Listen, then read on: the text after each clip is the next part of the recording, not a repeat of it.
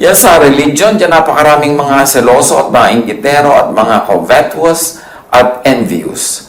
Katulad niyang si Paul, nung maraming nakikinig sa kanya, nagkakaroon siya ng maraming mga followers, nainggit sa kanya yung mga Jews. So, ang ginawa ng mga ito, siya ay pinaulanan ng mga pamumula, paninira, at kung ano-ano pang mga pangongontra. Itong envy, very true to all, but also kahit and especially sa religious circles. Kaya sa religious groups, marami ang mga siraan, batuhan, awayan.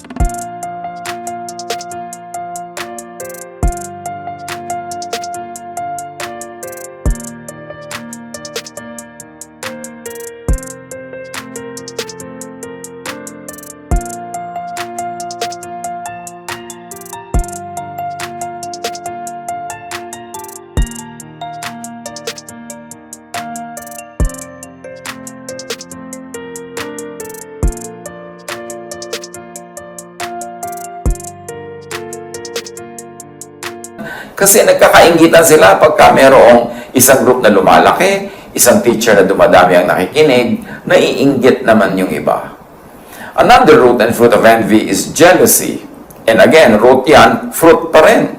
Yung magselos, malibugho, and indulgence in controversies and malicious talk. Pagka ang tayo naiinggit, siya ay nagsisimula o sumasali sa mga usapang malisyoso, paninira sa kinaiinggitan, at ang pakikinig naman at pagsali sa ganito mga usapan ay maaaring maging pasimulan na naman ng ibang envy of the same people or of other people who are hearing it at maaaring magbukas sa kanila yung ideya na dapat silang mainggit. 1 Timothy 6:4, they are conceited and understand nothing.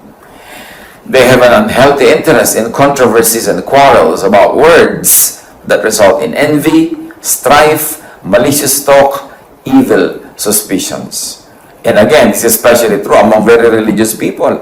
Ang pag-aaway-aaway nila tungkol sa words, sa meaning ng words, interpretation and application of words. At yan, malamang ang pinanggagalingan, envy. Kasi kung wala namang nakikinig sa isang leader, wala naman siyang follower, hindi naman siya kinikriticize ng iba, hindi siya pinapansin. Pero oras na dumami ang nakikinig, dumadami din ang critic. So obviously, merong envy involved. Again, sa ganitong kind of evil talk, mahilig dito ang maraming religious experts. Now, what are the signs of envy? Watching other people's lives instead of improving one's own. Ito isang grabing aspeto ng inggit. Yung wala kang ginagawa kundi bantayan ang buhay ng kinakainggitan mo, pakinggan ang kanya sinasabi para hanapan ng maipapanira o maikikriticize. Bantayan ang mga achievements niya para ito ay maliitin. At hadlangan ang kanyang daan para hindi siya matuloy sa kanyang mga gustong puntahan. Ang taong naiinggit, hindi niya naaasikaso ang kanyang sariling buhay. Ang inaasikaso niya ay tumanghod, makinig, manood sa buhay ng kinakainggitan. At sa kagagawa niya noon na hindi niya nalalagyan ng enough investment of time, effort, energy, yung kanyang sariling buhay, lalo siyang naiiwan ng kanyang kinainggitan. Kaya huwag nating bigyan ng space sa buhay ang inggit. Dahil sisirain tayo talaga niyan. Hindi ka na magkakaroon ng lakas para ayusin ang iyong buhay dahil inubos mo na yung lakas mo sa pag-inggit, sa pananood, sa paninira ng taong naiinggitan. Another sign of envy is belittling other people's achievements. Yung alam mo na may na-achieve siya, meron siyang magandang nagawa, pero binabaliwala mo, pinapaliit mo yung malaki niyang ginagawa, nagbubulag-bulagan ka sa magaganda niyang nagagawa. Yan ay sign of envy. At yung maligning others, especially achievers. Yung pagka may ginawang magandang 10 ay ang hahanapin mo, yung isa o dalawang hindi maganda, o yung hindi nagawa, o o sisiraan mo siya. Kung hindi mo masira ang kanyang achievement, at sisirain mo ang kanyang pagkatao, ang mga bagay na may kinalaman sa kanyang personal na buhay, these are all signs of envy. At bakit natin ito pinag-uusapan? Kasi pwedeng tayo mismo nagiging biktima ng pagiging mainggitin, o tayo ang sinisira ng mga naiinggit. And in that case, hindi mo dapat pansinin ang mga naiinggit sa'yo, basta malinis ang iyong konsyensya, ang iyong budhi ay nakasangayon sa magandang kalooban ng Diyos. You can look into God's face in spite of what your critics tell you, because alam mo na malinis ang iyong puso, tama ang iyong ginagawa, although hindi ka perfect, pero generally maganda at mabuti ang iyong ginagawa. Huwag mong pansinin ang critics. Uubusin nila ang iyong lakas. Uubusin nila ang iyong energy at maging ang iyong vision for a fruitful life. So, kayong mga inggitero, lagi nilang binabantayan kung ano ang ginawa mo, huwag mo namang bantayan at hintaying marinig ang mga report kung ano ang sinasabi tungkol sa iyo ng mga naiinggit sa iyo. It will only make you feel bad. It will only negate you from your good race that you are running well. Kaya dapat huwag pansinin ang mga naiinggit. Makinig sa criticism nila dahil baka merong totoo doon, matuto ka, ma-improve mo pa lalo ang buhay mo. Pero otherwise, don't be affected by what envious people say about you. What are the fruits of envy? Needless hard work. Maraming mga tao, kaya lang nila gustong maging number one. Halimbawa sa school, hindi dahil uhaw sila sa karunungan, hindi dahil gusto nila matuto. Gusto lang nila, sila yung panalo. O yung iba, naghahabol, pagod na pagod kahabol. Hindi naman talaga hinahabol ang karunungan, ang hinahabol ay mas mataas na grade doon sa taong gusto nilang talunin. Ganyan din sa politics, ganyan din sa negosyo, sa hanap buhay, sa anumang timpalak ng buhay na mayroon nagko-contest. Yung naghahabol ka, pagod ka, talaga bang gusto mong habulin yan? O meron ka lang gustong lampasan na tao? At kung yun lang, sayang ang pagod, sayang ang buhay, sayang ang panahon na nagtatatakbo kang manalo sa isang karera na hindi mo naman talaga gusto yung finish line, gusto mo lang malampasan yung ibang tumatakbo. So, needless hard work. Ecclesiastes 4:4. And I saw that all toil and all achievement spring from one's envy of another. This too is meaningless at chasing after the wind. Yung meron ka lang inggit sa kapitbahay mo, kaya yung bahay niya, 2 palapag, ikaw kailangan talagang 3.5 floors para mas mataas, kahit tumatagilid na, natutumba na yung bahay mo. Katulad halimbawa ng mga bansa-bansa dyan, yung bansang ito ang may pinakamataas na building sa buong mundo. Talaga bang kailangan nila yung building na yon? O gusto lang nilang mahigitan yung ibang bansa na merong matataas na buildings? Pero nakakatulong ba sa kanilang economy? Mabuti ba talaga sa kanila? Worth ba talaga ng investment? Yung ikaw ang merong pinakamahabang bahay sa inyong kalye, yung ikaw ang may pinakamaraming sapatos o damit, yung ikaw ang may pinakamaraming members kung yan ay club o group o church, yung ba talaga ang yung goal o meron ka lang ibang gustong madaig? Importante na suriin natin ang ating sarili. Kasi ang kapayapaan ng Diyos, ang katahimikan ng buhay, wala sa contests, wala sa inggit. At manalo ka man sa contest ngayon, bukas may contest na uli, you have to defend your crown. Foreigner ka na, hindi ka na incumbent. Tapos ka na, so sandaling-sandali ka lang naging number 1, tapos may dadaig din sa'yo. Pero how much did you have to pay for this? Siyempre, meron naman mga nagiging number 1 dahil talagang natural lang eh, magaling talaga sila, kahit anong gawin nila magiging number 1, then that's fine. O meron naman talagang gustong-gusto nila yung ginagawa nila, kaya nagsikap silang mabuti, naging number 1 tuloy as a result. Pero yung gusto mo lang maging number 1 for the sake of being number 1, for the sake of overtaking everyone else, it's not worth it. Sayang. Sayang ang childhood na hindi naging child yung bata dahil sobrang pinagko-compete ng magulang. Sayang yung youth na hindi ka naging youthful dahil sobrang ka nag-mature agad para maging ikaw ang youngest lawyer or youngest doctor or youngest anybody in your profession. Ang tanong lang ito masaya ka ba? Sumaya ka ba? At patuloy ka bang pinapasaya ng iyong number 1 position na yan? Don't do anything out of envy. Huwag kang gagawa ng anumang bagay para lang meron ka mga kapwang madaig. Kaya mo sila. Kasi yung iba na talagang mataas ang posisyon nila sa kanilang larangan na pinili sa buhay, kasi line nila yon, natural talent nila, o gustong-gusto nila talaga. Eh kung ikaw, gagawin mo lang yung sobrang pagod, yung sobrang hirap, dahil lang gusto mong may madaig na tao, pero yun namang achievement by itself is not really your joy, it's not a good way to live. It is a waste of time. It is a waste of energy. Ano pa ang bunga ng envy? Evil practices and disorder. Pagka may inggitan, may evil deeds, may evil practices, may kaguluhan. Kasi ang mga naiinggit, nawawalan niya ng katwiran. Makapanira lang kahit pati sila masira. Ang inggit ay parang acid. It destroys its container more than the one for whom it is being stored. James 3:16. For where you have envy and selfish ambition, there you find disorder and every evil practice. Kahit sa loob ng tahanan, dapat natin itong bantayan. Mga kumisan, magkakapatid na nagko-contest. Mga magkakapatid na nagpapagalingan, nagsisiraan sa isa't isa. Dapat hindi ka na sa bahay. Kasi yung bahay na ang ating huli nating kanlungan, doon na lang tayo talagang pwedeng maging relax, pwedeng maging mapagtanggap at matanggap ng ating mga kapamilya. Kaya dapat yung ganyan mga contest, iniiwasan, minimize. At kung pwedeng talagang wala sa mga magkakapatid, sa mga mag-asawa, kung minsan mag-asawa na nga, nagko-contest pa. Contest sa career, contest sa palakihan ng sweldo, contest sa pride, contest sa pagmamahal ng mga anak nila, pinag-aagaw-agawan yung pagmamahal ng anak. No, no, no. This is not the way to live family life. Isa pang bunga ng inggit, cruelty to the object sa kinaiinggitan. Proverbs 27:4, anger is cruel and fury overwhelming. But who can stand before jealousy? Yan ang isa sa mga pinaka-dangerous feelings of all. Jealousy and envy.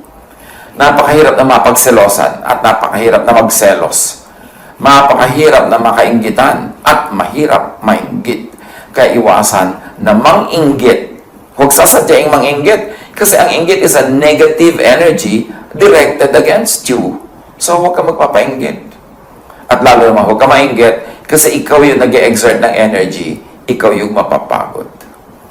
Another fruit, of course, of envy is grave lack of reason and kindness or pity. Pag naiinggit, nawawala ng katwiran. Nawawala ang bait. Nawawala ang pagiging mahabagin at makatao. Acts 7, verse 9. Because the patriarchs were jealous of Joseph, they sold him as a slave into Egypt. But God was with him. So, kapatid nila, sarili nilang dugo, ibebenta nila para maging alipin dahil lang naiinggit sila dahil parang mas mahal ng tatay nila itong si Joseph. But of course, God continues to bless the blessed. Kaya hindi naman nawala ng blessing si Joseph kahit na isinel pa nila into slavery. In fact, lalo pang gumanda ang buhay nito nung lumaon. Another fruit of envy is non-growth. Tulad ng binanggit natin kanina, ang naiinggit, inuubos ang lakas niya sa panonood ng kinaiinggitan, sa paninira sa kinakainggitan, at sa pagtanghod sa buhay ng may buhay. Hindi niya tuloy na asikaso ang kanyang sariling buhay. Natural, hindi siya lalago, hindi siya asenso. Disqualification from blessings is another fruit of envy. Pag naiinggit ka, tinatanggalan mo ang sarili mo ng pribilehiyong tumanggap ng pagpapala. 1 Corinthians 3:1-3. I could not address you as people who live by the Spirit, but as people who are still worldly, mere infants in Christ. I gave you milk, not solid food, but you were not ready for it. Indeed, you still are not ready. You are still worldly, for since there is jealousy and quarreling among you, are you not worldly? So, pagiging makalupa lang at hindi makalangit ang pagiging mainggitin at mapanibughuin. It disqualifies us from receiving blessings from heaven. And of course, another fruit of envy is death and decay. When you are envious, something in you dies. And when you're continuously being envious, you keep on dying in many parts of your personality, in many parts of your heart. Job 5:2, resentment kills a fool, and envy slays the simple. Yan talagang pag nagre-reset ka, naiinis ka, nagagalit ka dahil may umaasenso, dahil merong masaya, dahil merong progresibo, ikaw ang namamatay. Ikaw ang nawawalan. Malaking-malaki ang nawawala sa taong maiinggitin. At kahit yung mga maiinggitin, kung minsan ay nakakatsampa-tsampang magtagumpay, yumaman, maging number 1, pero hindi pa rin yun masaya. Kasi pag envious ka, hindi ka matatahimik kahit hawak mo ang trophy. Kasi iniisip mong baka may umagaw sa iyo mamaya, baka mapuntahin sa iba bukas, kaya kahit hawak mo yun, hindi ka nag-enjoy. Miserable ang buhay ng mga mainggitin. Proverbs 14:30, a heart of peace gives life to the body, but envy rots the bones. Pag naiinggit ka sa kapatid mo, sa pinsan mo, sa kapitbahay mo, sa kamag-anak, sa office mate, sa workmate, sa classmate, naiinggit ka kahit kanino, sabing ganon, daig mo pa ang may cancer sa buto. At cancer sa buto, napakasakit daw niyan. Pero sabi niya, envy rots the bones. And the bone, of course, is a metaphor for the structure of your body, for the structure of your personhood. Kaya pag yung structure mo rotten, edi ang buong body mo, ang buong personality mo ay guguho din. Ano ang magandang pangkontra sa inggit? Wala nang dadaig pa sa love. Love for God. Pagkamahal mo ang Diyos, walang space yung mainggit ka pa sa iba. Kasi napupuno ka ng pagmamahal mo sa Diyos. Love for God's work and for other workers. Love for what is good. Kaya nang turo na Jesus lagi, i-develop natin yung love, lagi natin i-consider, bigyan ng space, choose the loving ways. Kung maraming paraan ng pag-handle ng isang situation, choose love because love begets love. At sabi sa 1 Corinthians 13:4, love is patient. Love is kind. It does not envy. It does not boast. It is not proud. At sino ang taong mapapahinga? Ito yung hindi proud, yung hindi boastful. Kasi hindi niya kailangan mag-maintain ng image sa ginagawa niya tungkol sa kanyang sarili. Hindi niya kailangan laging daigin ang kanyang kapwa. Hindi niya laging kailangan maging the best and number 1. Makakapahinga siya. Relax ang kanyang buhay. Ano pa ang pangontra sa envy? Ask God for what you want so you could be happy with what you make and with what you have. Ask God so that you could be happy with life. Ask. Ano pa talagang gusto mo sa buhay? Ask for it. Kung gusto mo ng bola, ask for it. Huwag mong agawin yung bola ng iba. Huwag mong sirain yung bola ng iba. At huwag mong siraan yung iba dahil magaling silang maglaro ng bola. Ask for what you want. James 4:2, you desire but do not have. So you kill. You covet but you cannot get what you want. So you quarrel and fight. You do not have because you do not ask God. Kasimple, no?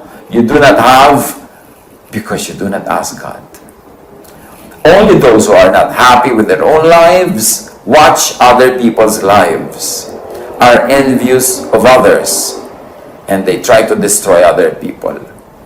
Pag hindi ka masaya sa sarili mong buhay, doon ka lang nagkakaroon ng oras, lakas at panahon para bantayan ang buhay ng iba, para mainggit sa buhay ng may buhay, at para sirain ang magagandang nangyayari sa buhay ng kapwa. Pero sasabihin mo, lagi naman ako nagpe-pray. I always ask God for what I want. But to ask means to think of it, to focus on it, and to work on it, and to work for it. Hindi lang to ask with words.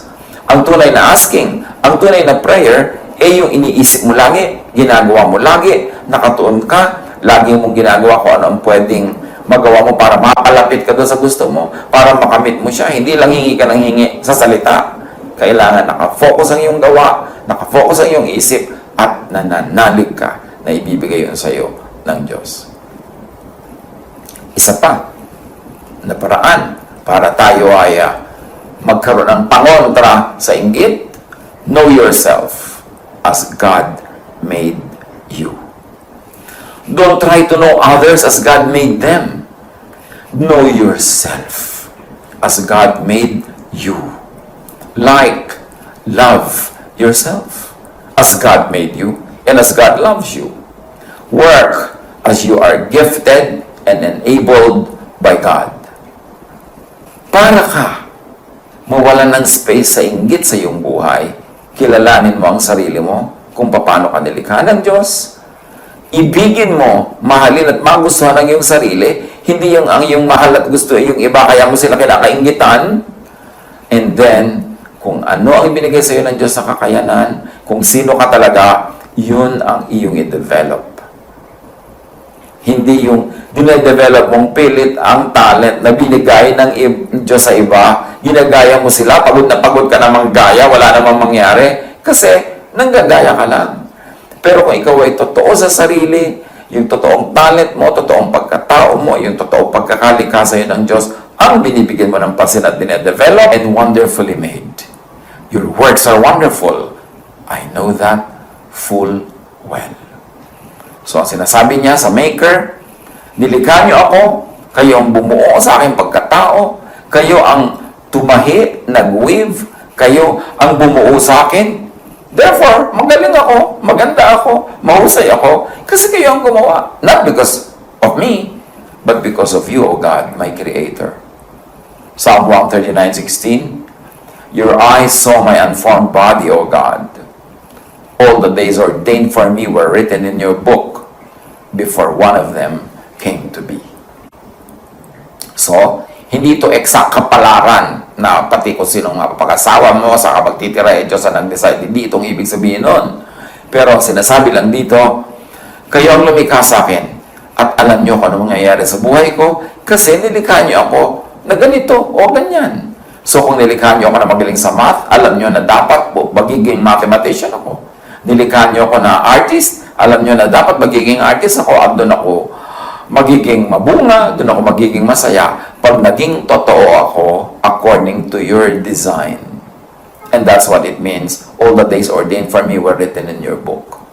Pero kahit inordain ng Diyos na ikaw magiging artist, pag hindi mo din-develop yon o may mga pumigil sa'yo at nagpapigil ka naman, pwede mong ibahin ang mangyayaring detail lang yung buhay kasi meron ka ring free will, meron kang prayer power.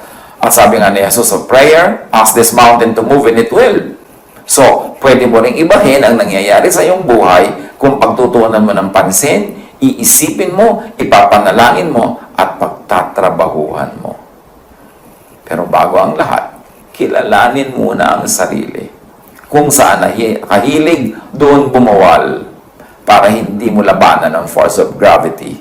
Kung saan ka naka-incline, doon ka in-incline ng Diyos, doon ka mag-incline, doon ka magiging best version of yourself. And when you are fruitful, when you are productive, when you're happy with yourself, you will have no space for envy.